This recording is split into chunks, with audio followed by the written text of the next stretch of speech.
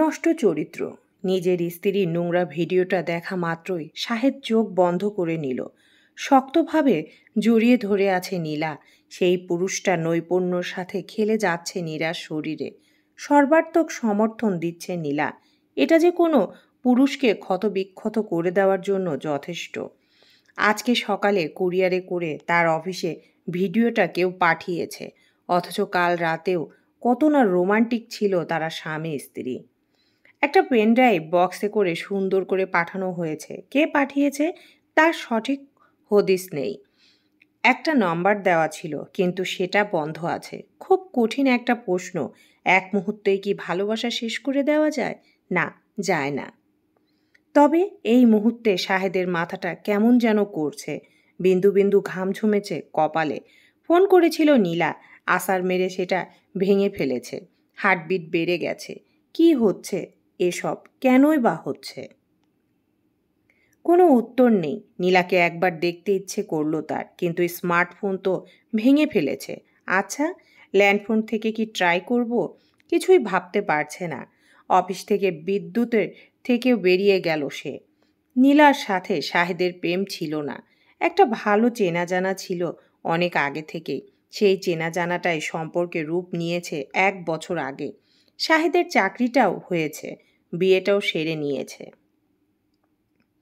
নীলা উচ্চশিক্ষিতা হলেও শাহিদের চাহিদা ছিল এক পুরো দোস্তর গৃহিণী, যাকে অফিস থেকে এসে আদর করা যাবে, যার সাথে বসে বাচ্চাদের মতো খেলা করা যাবে, যার সাথে প্রেম করাও যাবে। হ্যাঁ, শাহেদের আবদারটা নীলা মেনে নিয়েছিল। কি দরকার জব করার?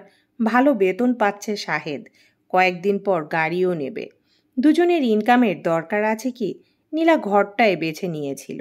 একেবারে সিম সাম সংসার, কোনো অভিযোগ নেই, শুধুই ভালোবাসা। সেই ভালোবাসার ঘরে আগুন লেগেছে আজকে সকালে। মাথা কিছুটা ঠান্ডা হওয়ার পর শাহেদ ভিডিওটা খুঁটিয়ে খুঁটিয়ে দেখছে। কেউ এডিট করেনি তো? সব রকমভাবে দেখে নিশ্চিত হয়ে বুঝলো এটা এডিট করা নয়। নীলার মুখ স্পষ্ট, ভিডিও সাউন্ড কোয়ালিটি ভালো। নীলার চিৎকার বোঝা যাচ্ছে। মাথাটা আবার ব্যথা শুরু করেছে। শরীরটা কেমন জানি গরম হয়ে যাচ্ছে। মুখ দিয়ে কথা আসছে না ঠিকঠাক। কেন এমন করলো নীলা? শাহেদ কি অক্ষম, নাকি অভাবে রেখেছিল তাকে? কোনোদিন তো অভিযোগ করেনি সে। কান্না বেরোচ্ছে, বোবা কান্না, যে কান্নার কথা কাউকে বলা যায় না। লজ্জা করছে খুব, যে লজ্জা মাটিতে মিশে গেলেও শেষ হয় না। পার্কের একটা ব্রেঞ্চিতে বসে আছে শাহেদ। নিজেকে একা করে ফেলতে চাইছে সে। এখন বিকালবেলা। সেই সকাল থেকে নীলার সাথে যোগাযোগ করছে না সে। কিভাবে কি প্রকাশ করবে সেটা বুঝে উঠতেই পারছে না। জীবন সব কিছুই ফিরিয়ে দেয়, একেবারে হিসাব মতো। পেছন থেকে বলে উঠল একটা কণ্ঠ। পরনে কালো শার্ট, সাদা গ্যাবাটিং প্যান্ট, মুখে খোঁচা খোঁচা দাড়ি। শাহেদের ঠিক পেছনে দাঁড়িয়ে আছেন পুলক, মুখে হাসি। কি ভাবছো তুমি? তোমার প্রতি অন্যায় করা হয়েছে? কে আপনি? প্রশ্নবোধক কণ্ঠে শাহেদের জিজ্ঞাসা। আমি পুলক। ভিডিওটা আমি পাঠিয়েছি আপনার কাছে। এক মুহূর্ত চেয়ে থেকে দৌড়ে এসে পুলকের কলার চেপে ধরল শাহেদ। হারামজাদা, তুই তাহলে এই কাজ করেছিস? বাঘের মতো চিৎকার করছে সে। পুলকের চেহারায় কোনো ভাবান্তর নেই।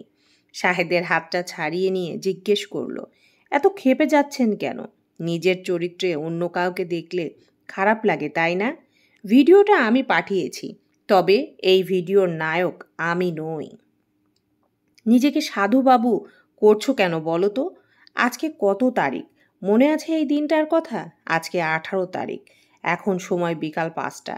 আমি পুলক, তোমার অতীতটা দেখিয়ে দিতে এলাম। আসো দেখি। রক্তচক্ষু নিয়ে তাকিয়ে আছে শাহেদ, কিছুই বুঝতে পারছে না। বলতে শুরু করলেন পুলক, 3rd ইয়ারে থাকতে তুমি একটা টিউশনি করাতে। বেতন কম ছিল, কিন্তু এর পরেও তুমি টিউশনিতে যেতে। কেন যেতে বলো দেখি?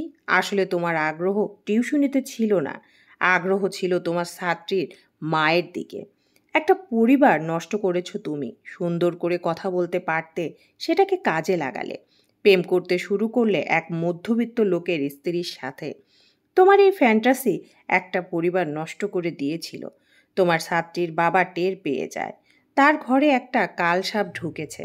বিষয়টা ইজ্জতের। লোকটা নিজের স্ত্রীকে অসম্ভব ভালোবাসতো। তাদের বয়সের ব্যবধান ছিল বেশি, কিন্তু ভালোবাসায় কমতি ছিল না। মাঝ থেকে তোমার কারণে শুরু হলো অশান্তি। লোকটা কিন্তু তোমাকে কিছু বলেনি। একদিন তোমার হলে গিয়ে অনুরোধ করেছিল তার ওয়াইফের সাথে যেন তুমি এমন না করো। তোমাকে টিউশনিতে আসতে বারণ করেছিল। তুমি কি করেছিলে বলো দেখি? রক্ত সরে গেছে শাহেদের মুখ থেকে।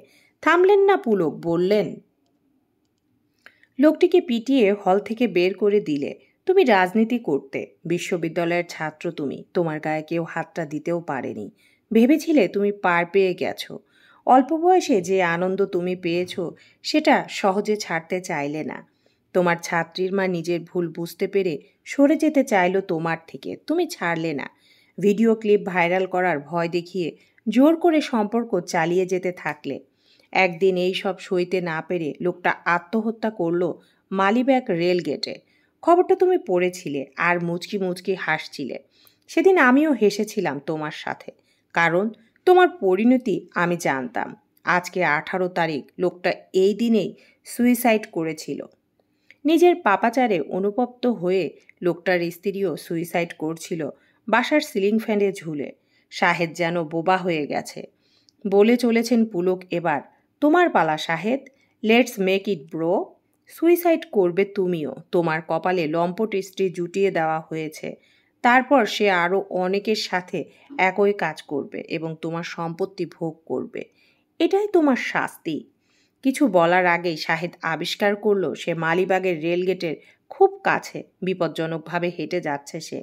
তার হাঁটা চলা সে নিয়ন্ত্রণ করছে না, চাইলেও থামতে পারছে না। আস্তে আস্তে রেল লাইনে উঠে গেল সে। একটা ট্রেনের হর্ন শোনা যাচ্ছে, একটা কণ্ঠ তার কানে বেজেও চলছে।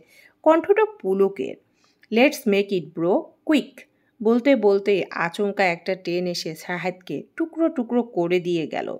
ছিন্ন ভিন্ন দেহের পাশে একটা পেন ড্রাইভ পড়ে আছে। প্যান্ট পরিহিত এক তরুণ সবার অলক্ষ্যে সেটা সরিয়ে নিল। কেন সরিয়ে নিল, আর কেনই বা এই লোকটা আত্মহত্যা করলো, তা কেউ জানতেও পারল না।